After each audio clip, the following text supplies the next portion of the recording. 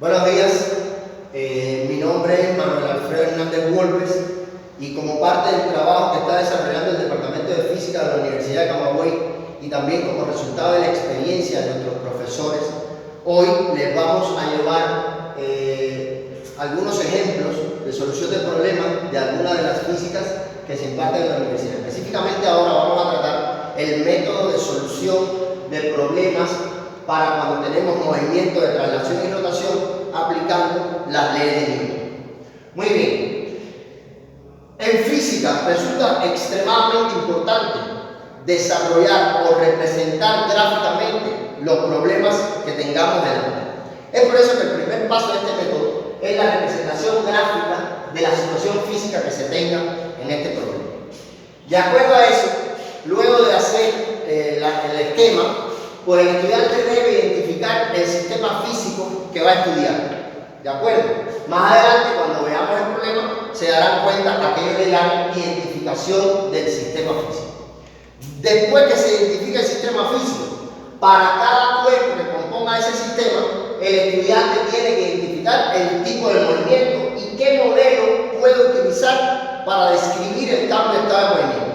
En física, para estudiar todas las partes que la física tiene, la física usa modelos. Modelos no son más que abstracciones de la realidad que cuando son acertadas es porque reproducen con muy buena aproximación lo que ocurre en la realidad. Por eso, para estudiar los movimientos mecánicos, en el caso del movimiento de traslación, se utiliza el modelo de partícula o cuerpo libre. Y en el caso de los movimientos de rotación, se utiliza el modelo de cuerpo rígido. Ahora bien, ¿por qué? ¿Y qué son esos tipos de modelos? Pues bien, en el caso de un movimiento de traslación, dependiendo de la geometría del cuerpo que se mueve y de sus dimensiones, y al compararlas con la distancia que recorre, si las dimensiones del cuerpo son menores, mucho menores que la distancia que recorre, entonces ese movimiento de traslación puede ser estudiado a partir de un solo punto. Ese punto se conoce como el centro de masa del cuerpo. En el libro pueden ampliar más sobre este tema. Y en el caso de los movimientos de rotación, como un punto no rota porque no tiene dimensiones, entonces el sólido rígido es aquel que se utiliza para describir este tipo de movimiento. Y un sólido rígido no es más que un cuerpo que al moverse las distancias entre los puntos que lo componen no cambian. O sea, no tiene deformaciones. Entonces, esos son los dos modelos que se van a utilizar para describir los movimientos de traslación y de rotación. Después que el estudiante ha identificado los movimientos de cada uno de los cuerpos del sistema y los modelos que va a utilizar para describirlo, es importante que se hagan planteamientos de hipótesis. A veces, algunas hipótesis vienen dentro del propio problema enunciado por el profesor o por el libro.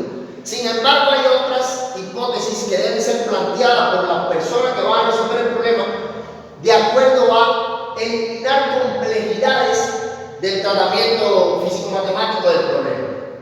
Luego del planteamiento de las hipótesis, ya estamos en condiciones de identificar todas aquellas interacciones que actúan sobre los cuerpos que componen al sistema y así poder representar gráficamente en un diagrama de fuerza todas aquellas interacciones.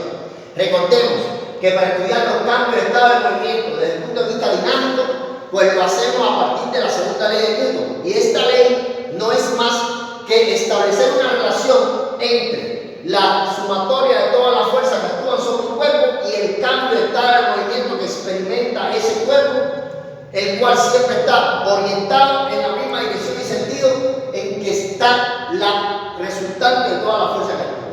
Entonces, después que ya se han identificado las interacciones y se han representado ellas en los diagramas de fuerza, hay que tener un cuidado especial aquí. Cuando se van a representar las fuerzas, en el cuerpo libre no hay ningún problema, porque solo se pone una partícula como el modelo y todas las fuerzas actúan en ese punto, que es el centro de masa. Sin embargo, para estudiar el movimiento de rotación, que se usa el sólido rígido, sí hay que colocar las fuerzas que actúan sobre el cuerpo en el punto en el que lo hacen y teniendo mucho cuidado de orientarlas en la dirección y sentido en el que aparecen en el diagrama o en el esquema que hicieron al principio del problema. Porque no es lo mismo representar una fuerza que va a provocar un cambio de estado de movimiento de rotación que representar una fuerza que va a provocar un cambio de estado de movimiento de traslación. Cuando vayamos al problema, vamos a hablar sobre eso. Luego de que ya están representadas todas las fuerzas, pues se procede a plantear la ecuación de movimiento para cada cuerpo del sistema. Se parte, evidentemente, del planteamiento de la segunda ley de Newton y se va sustituyendo términos de la ecuación hasta que se llega a, digamos, la manera de representar la ecuación con todas las incógnitas y datos que se tiene del problema. Luego de eso, como ustedes han aprendido en el álgebra lineal que para resolver un sistema de ecuaciones es preciso que exista el mismo número de incógnitas que de ecuaciones, cuando se den cuenta que han obtenido una ecuación dinámica para cada cuerpo del sistema y vean que hay más incógnitas que la cantidad de ecuaciones que obtuvieron, hay que buscar otras ecuaciones que nos permitan igualar el número de ecuaciones que de incógnitas para poder resolver el sistema. Y estas ecuaciones se llaman ecuaciones de ligadura o otras ecuaciones para resolver el problema. Luego de eso, ya estamos en condiciones de determinar todas las incógnitas del problema y finalmente arribar a uno de los pasos más importantes del método, que es analizar físicamente los resultados. Este paso es extremadamente importante porque no es que el profesor nos obligue a hacer un paso más porque sea un capricho del profesor, sino que tienen que tomarlo como un método de comprobación de que el problema que han resuelto está correcto. Porque si ustedes esperan en un problema, hay que calcular la aceleración de una hormiga y le da que la aceleración de la hormiga es, no sé, 25 metros por segundo al cuadrado, entonces me suena ilógico. O si tienen que tener una distancia recorrida por un caballo que se movió en Camagüey, pues evidentemente esa distancia no puede ser mayor que la distancia que pueda recorrer dentro de la ciudad. Si le da, no sé, 5 años luz, entonces el caballo es imposible que se mueva una distancia de 5 años luz. Hasta aquí el método de solución y más adelante veremos este método aplicado a un problema en particular. Muchas gracias.